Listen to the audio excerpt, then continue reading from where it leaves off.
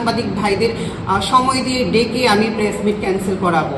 তার জন্য আমি আমার মণ্ডল সভাপতি, আমার নেতৃত্বের কাছে আমি হৃদয়ের স্তর থেকে ক্ষমা প্রার্থী যে আমি ওনাদের নামে এইরকম অপপ্রচার, দেশ বিরোধী কাজ, দল বিরোধী কাজ করছে, আর কথায় কথায় খালি বলছে আমি বিরোধী।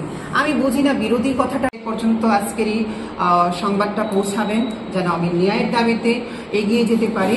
রাজ্য সরকার নিষ্ঠা অনুযায়ী চলছি, তাহলে কোন জায়গায় আমি দল বিরোধী কাজ করছি?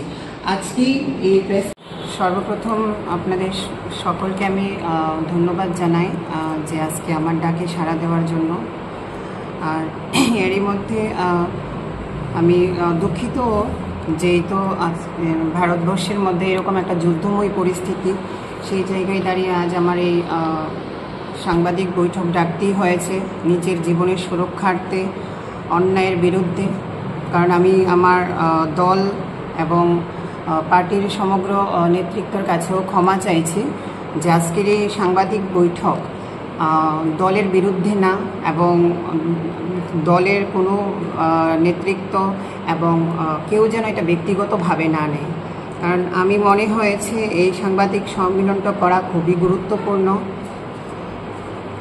আপনারা সবাই অবগত রয়েছেন যে গত 23 আগস্ট 2024 সালে 12 নং ওয়ার্ডের কর্পোরেটর শান্তনা সাহা যেভাবে পরিকল্পনা করে আমাকে মারা হয়েছিল এবং আমার গলা থেকে সোনার চেন ছিনিয়ে নিয়ে গেছিল, এবং সবার সামনে যেটা এফআইআরে সমস্ত কিছু ডিক্লেয়ার করা আছে।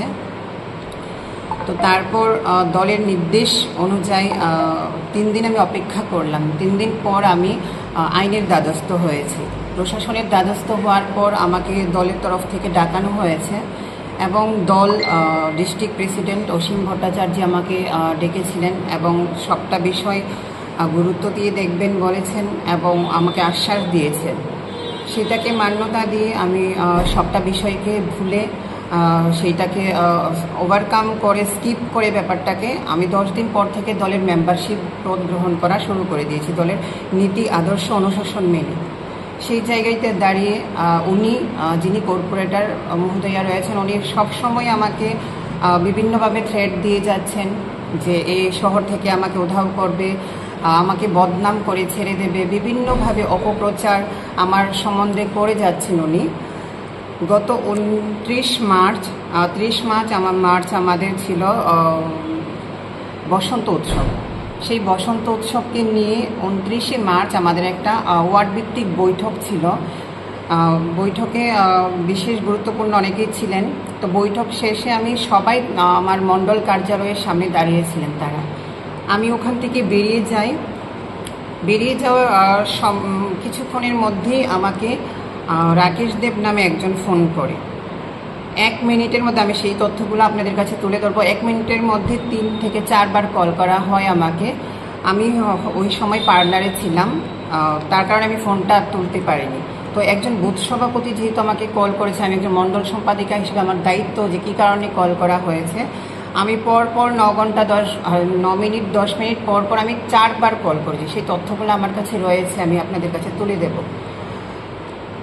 তার কিছুক্ষণ পর, ঘণ্টাখানিক পর আমি যখন নিজ বাড়িতে চলে যাই, সুমন চক্রবর্তী নামে একজন ছেলে আমার বাড়িতে যায় এবং বলে যে মণ্ডল কার্যালয়ে নাকি কর্পোরেটর মহোদয় ওনার মোবাইল ফেলে গেছে।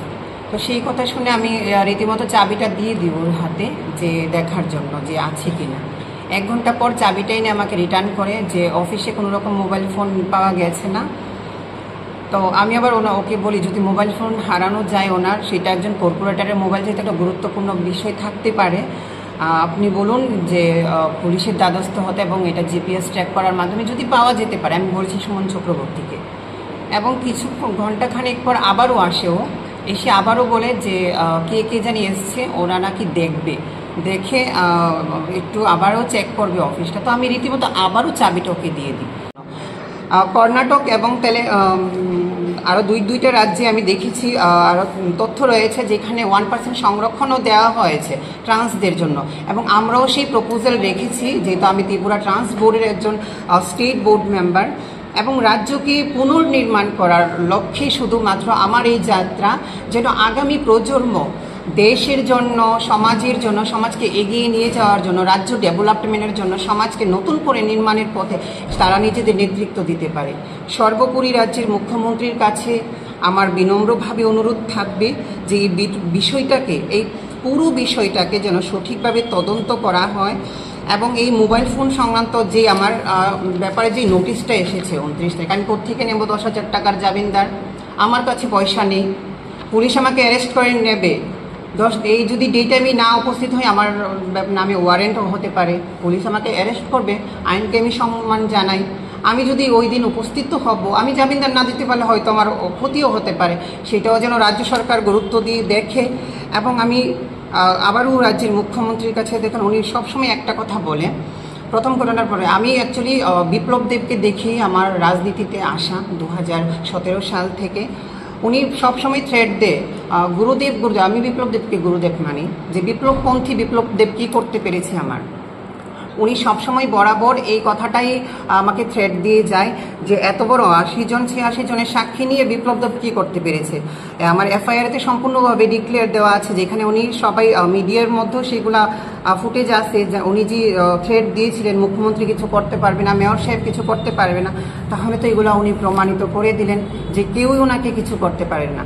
এবং এইটাকে সম্পূর্ণভাবে গাইড কে করছে সেটার সঠিক তথ্য আমি চাইছি। উনার মতো এইরকমভাবে যেই জায়গাতে আজ ভারতবর্ষ জুড়ে কাশ্মীরের মতো জায়গাতে একটা এরকম ন্যাক্কারজনক ঘটনা হয়েছে, ধর্ম জিজ্ঞেস করে করে মারা হয়েছে, আজ ওই জায়গাতে দাঁড়িয়ে উনি রাজ্যে থেকে, রাজ্যের কর্পোরেটর হয়ে উনি থ্রেট দিয়ে দিয়ে মানুষের সামনে আজ একটা জিনিসে তো উনি সফল হয়েছে।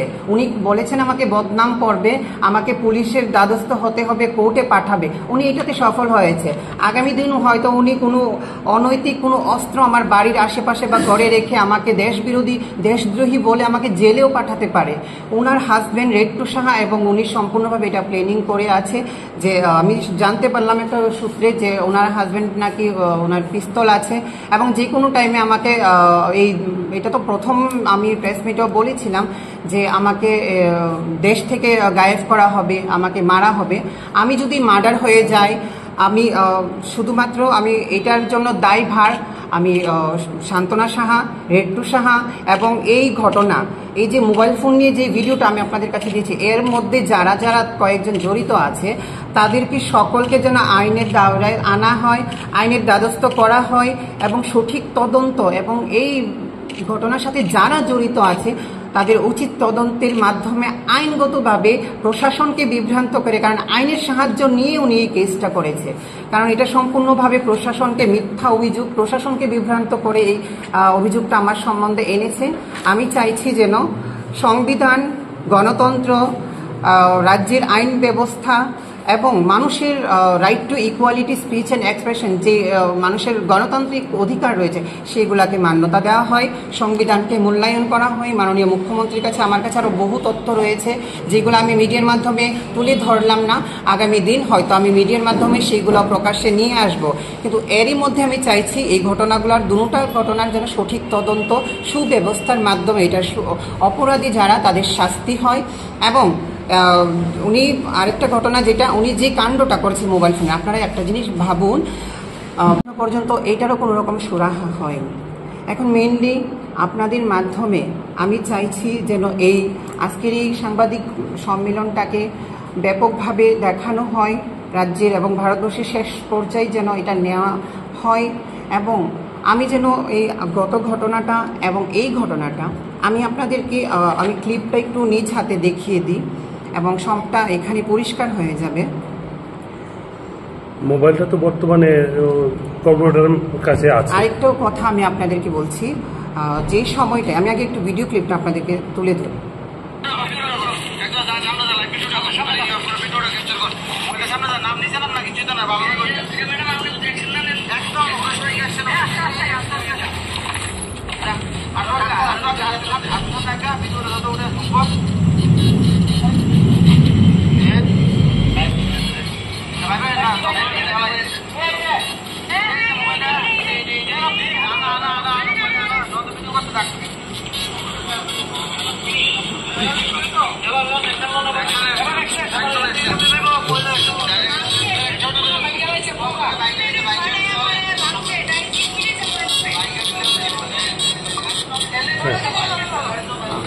এবার আমি আরেকটাও কথা, এই ভিডিওটাতে সম্পূর্ণভাবে পরিষ্কার হয়ে গেছে যে কর্পোরেটর সহ আরও 3 জন এখানে ছিল উপস্থিত, যেটা সম্পূর্ণভাবে আগের দিন আমাকে থ্রেট দেওয়া হয়েছে যে আমি ওনার এগেনস্টে সঠিক আমার ঘটনাটা 80 জন 86 জনের সাক্ষী যাদের সামনে ঘটনাটা হয়েছিল তার এগেনস্টে গিয়ে আমি থানায় মামলা করেছি, আইনকে সম্মান জানিয়ে সংবিধানকে সম্মান জানিয়ে।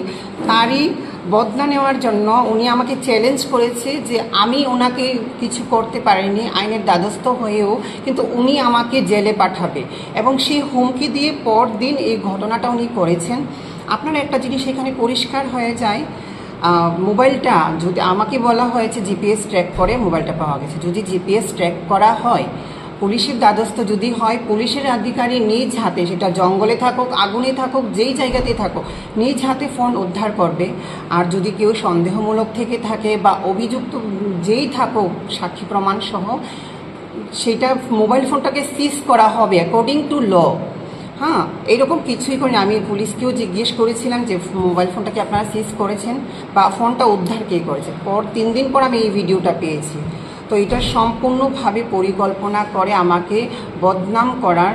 দেখুন, আমি আমার রাজনীতিক ময়দানে আসা বিগত 10 বছর, রাজনীতির ময়দান থেকে এমনটা না আমার এরকম কোনো মানসিকতা চিন্তাধারা নেই যে রাজনীতি করে আমি পয়সা উপার্জন করব। নিজের আমার বাড়িতে শিক্ষিত আমার ভাইয়ের ওয়াইফ আছে, ভাই আছে, আমি কখনো আজ 10 বছরে বলতে পারবো না যে আমি কখনো দলের কাছ থেকে নিজের জন্য কিছু চেয়েছি বা নিজের পরিবারের জন্য। আমি সমাজের কাজ করি, সমাজের জন্য কাজ করতে আমি পছন্দ করি। এই জায়গাতে আমি আরেকটা জিনিস জানতে পেরেছি, আমি জানি না যে এটা এখন সংবাদ মাধ্যমে তুলে ধরা ঠিক হবে কি না। উনি নিজ মুখে বলেছে এবং ওনার দ্বারা প্রচারিত হয়েছে ব্যাপারটা যে আমাকে জাস্টিস কেন দেওয়া হয়নি। আমি এটাও আজ আপনাদের সম্মুখে বসে ডিক্লেয়ার করতে চাই। আমার ব্যক্তিগত বিষয় যেটা আমার অনেক আগে করা উচিত ছিল এবং অনেকেই চেয়েছিল, অনেক মিডিয়ার ভাইরা বন্ধুরা, যেন আমি আমাকে নিজে প্রকাশ করি। দেখুন, আমি একজন ট্রান্সজেন্ডার মহিলা এবং 2021 সালে আমার সার্জারি হওয়ার পর থেকে সর্বপ্রথম 17টা রাজ্যে ট্রান্সজেন্ডার বোর্ড শাসিত অঞ্চল রয়েছে। এই 17টা রাজ্যের মধ্যে, এবং উনি সবসময় বলে একটা কথাই যে আমাদের নাকি রাজনীতি করার কোনো অধিকার নেই, আমাদের সংবিধান নাকি কোনো অধিকার দেয় না। ট্রান্সজেন্ডার অ্যাক্ট 2019 অ্যান্ড রুলস 2020 সম্পূর্ণভাবে ডিক্লেয়ার করা আছে যে আমাদের অধিকার নিয়ে আমরা বাঁচতে পারবো। এবং রাজ্যে আমার এই যে পরিস্থিতিতে রাজনৈতিক ফিল্ডে আসার একটাই মানে, এবং বহু বাচ্চারা রয়েছে যারা বিভ্রান্ত হয়ে আছে, তারা কোন লাইনে দাঁড়িয়ে নিজেদের মতদান করবে। আমার উদ্দেশ্য মোটিভ হলো একটাই, যেন সরকারের অধীনস্থ থেকে আমি সেই সব দিশাভঙ্গ বাচ্চাদের যেন সরকারের সঠিক পথে আনতে পারি। এবং আরেকটু কথা আমি বলতে চাই যে উনি বারবার এই একটাই মানে প্রসঙ্গ তুলে যাচ্ছে যে আমি একজন ট্রান্স উইমেন বলে নাকি সরকার আমাকে জাস্টিস দেয়নি। যদি এই বিষয়টাই সত্যি হয়ে থাকে তাহলে বলবো আমি যে এটা খুবই নিন্দাজনক বিষয়। যেই জায়গাতে আমরা ভারতীয় জনতা পার্টির সৈনিকরা সংবিধান গৌরব অভিযানের মতো কর্মসূচি নিয়ে রেখেছি, সেই জায়গাতে একজন সাধারণ কর্পোরেটর কি করে বলতে পারে যে সংবিধানের নীতি আদর্শর বাইরে গিয়ে যে সংবিধান নাকি আমাদের মতো মানুষকে অধিকার দেয় না নিজের মতো করে চলার জন্য। এবং অনুযায়ী আমরা এক একটা বুথ কার্যালয়, মণ্ডল কার্যালয়, প্রদেশ কার্যালয় আমাদের জন্য পূজনীয় স্থান। মণ্ডল কার্যালয়ের মতো একটা পবিত্র জায়গাকে উনি বেছে নিয়েছে ওনার এই মানে অনৈতিক ঘটনাকে স্বার্থ করার জন্য।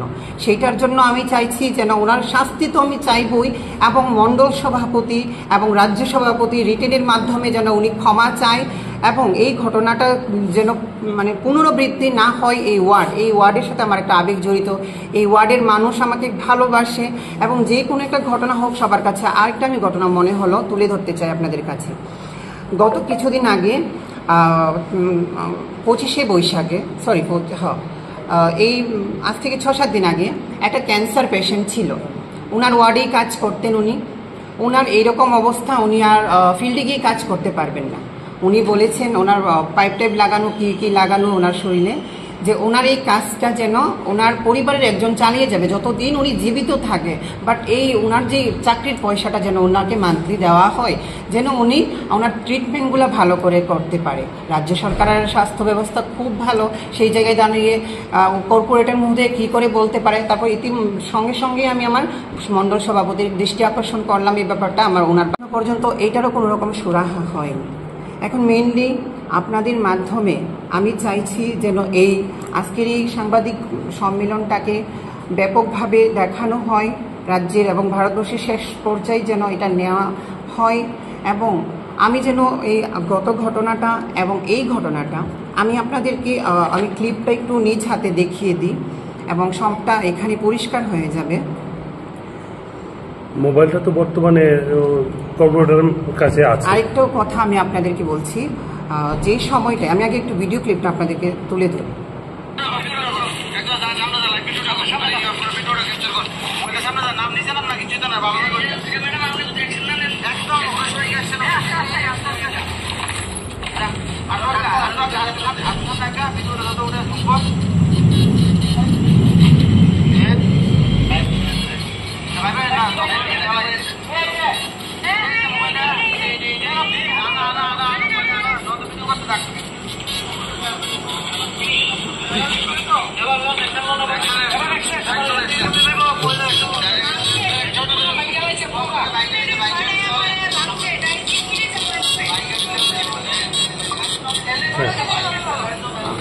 এবার আমি আরেকটাও কথা, এই ভিডিওটাতে সম্পূর্ণভাবে পরিষ্কার হয়ে গেছে যে কর্পোরেটর সহ আরও 3 জন এখানে ছিল উপস্থিত, যেটা সম্পূর্ণভাবে আগের দিন আমাকে থ্রেট দেওয়া হয়েছে যে আমি ওনার এগেনস্টে সঠিক আমার ঘটনাটা 80 জন 86 জনের সাক্ষী যাদের সামনে ঘটনাটা হয়েছিল তার এগেনস্টে গিয়ে আমি থানায় মামলা করেছি, আইনকে সম্মান জানিয়ে সংবিধানকে সম্মান জানিয়ে। তারই বদলা নেওয়ার জন্য উনি আমাকে চ্যালেঞ্জ করেছে যে আমি ওনাকে কিছু করতে পারিনি আইনের দ্বারস্থ হয়েও, কিন্তু উনি আমাকে জেলে পাঠাবে এবং সেই হুমকি দিয়ে পরদিন এই ঘটনাটা উনি করেছেন। আপনার একটা জিনিস এখানে পরিষ্কার হয়ে যায়, মোবাইলটা যদি আমাকে বলা হয়েছে জিপিএস ট্র্যাক করে মোবাইলটা পাওয়া গেছে, যদি জিপিএস ট্র্যাক করা হয় পুলিশের দ্বারস্থ যদি হয়, পুলিশের আধিকারী নিজ হাতে, সেটা জঙ্গলে থাকুক আগুনে থাকুক যেই জায়গাতেই থাকুক, নিজ হাতে ফোন উদ্ধার করবে। আর যদি কেউ সন্দেহমূলক থেকে থাকে বা অভিযুক্ত যেই থাকুক সাক্ষী প্রমাণ সহ, সেটা মোবাইল ফোনটাকে সিজ করা হবে অ্যাকর্ডিং টু ল। হ্যাঁ, এইরকম কিছুই করিনি। আমি পুলিশকেও জিজ্ঞেস করেছিলাম যে মোবাইল ফোনটাকে আপনারা সিজ করেছেন বা ফোনটা উদ্ধার কে করেছেন। 3 দিন পর আমি এই ভিডিওটা পেয়েছি। তো এটা সম্পূর্ণভাবে পরিকল্পনা করে আমাকে বদনাম করার। দেখুন, আমি আমার রাজনীতিক ময়দানে আসা বিগত 10 বছর, রাজনীতির ময়দান থেকে এমনটা না আমার এরকম কোনো মানসিকতা চিন্তাধারা নেই যে রাজনীতি করে আমি পয়সা উপার্জন করব। নিজের আমার বাড়িতে শিক্ষিত আমার ভাইয়ের ওয়াইফ আছে, ভাই আছে, আমি কখনো আজ 10 বছরে বলতে পারবো না যে আমি কখনো দলের কাছ থেকে নিজের জন্য কিছু চেয়েছি বা নিজের পরিবারের জন্য। আমি সমাজের কাজ করি, সমাজের জন্য কাজ করতে আমি পছন্দ করি। এই জায়গাতে আমি আরেকটা জিনিস জানতে পেরেছি, আমি জানি না যে এটা এখন সংবাদ মাধ্যমে তুলে ধরা ঠিক হবে কি না। উনি নিজ মুখে বলেছে এবং ওনার দ্বারা প্রচারিত হয়েছে ব্যাপারটা যে আমাকে জাস্টিস কেন দেওয়া হয়নি।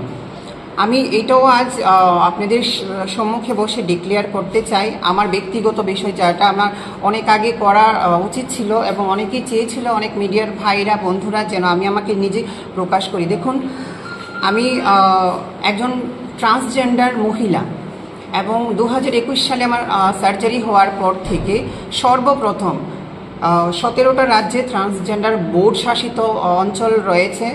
এই 17টা রাজ্যের মধ্যে, এবং উনি সবসময় বলে একটা কথাই যে আমাদের নাকি রাজনীতি করার কোনো অধিকার নেই, আমাদের সংবিধান নাকি কোনো অধিকার দেয় না। ট্রান্সজেন্ডার অ্যাক্ট 2019 অ্যান্ড রুলস 2020 সম্পূর্ণভাবে ডিক্লেয়ার করা আছে যে আমাদের অধিকার নিয়ে আমরা বাঁচতে পারবো। এবং রাজ্যে আমার এই যে পরিস্থিতিতে রাজনৈতিক ফিল্ডে আসার একটাই মানে, এবং বহু বাচ্চারা রয়েছে যারা বিভ্রান্ত হয়ে আছে, তারা কোন লাইনে দাঁড়িয়ে নিজেদের মতদান করবে। আমার উদ্দেশ্য মোটিভ হলো একটাই, যেন সরকারের অধীনস্থ থেকে আমি সেই সব দিশাভঙ্গ বাচ্চাদের যেন সরকারের সঠিক পথে আনতে পারি। এবং আরেকটু কথা আমি বলতে চাই যে উনি বারবার এই একটাই মানে প্রসঙ্গ তুলে যাচ্ছে যে আমি একজন ট্রান্স উইমেন বলে নাকি সরকার আমাকে জাস্টিস দেয়নি। যদি এই বিষয়টা সত্যি হয়ে থাকে তাহলে বলবো আমি যে এটা খুবই নিন্দাজনক বিষয়, যেই জায়গাতে আমরা ভারতীয় জনতা পার্টির সৈনিকরা সংবিধান গৌরব অভিযানের মতো কর্মসূচি নিয়ে রেখেছি, সেই জায়গাতে একজন সাধারণ কর্পোরেটর কি করে বলতে পারে যে সংবিধানের নীতি আদর্শর বাইরে গিয়ে যে সংবিধান নাকি আমাদের মতো মানুষকে অধিকার দেয় না নিজের মতো করে চলার জন্য। এবং একদম যা সামনে যা লাইভ ভিডিওটা কর, আরে এই পুরো ভিডিওটা ক্যাপচার কর। মোবাইলটা সামনে যা, নাম নিচে নাম না কিছুই তো না, ভালো করে কইটা এটা ম্যাডাম আপনি যদি অ্যাকশন না নেন একদম অগ্রসর অ্যাকশন আস্তে যা আটো সামনে আগা ভিডিওটা যত উঠে জুম কর এ না ভাই না এই যে মোবাইলটা না মোবাইলটা না নন্দ ভিডিও করতে থাক। এবার অ্যাকশন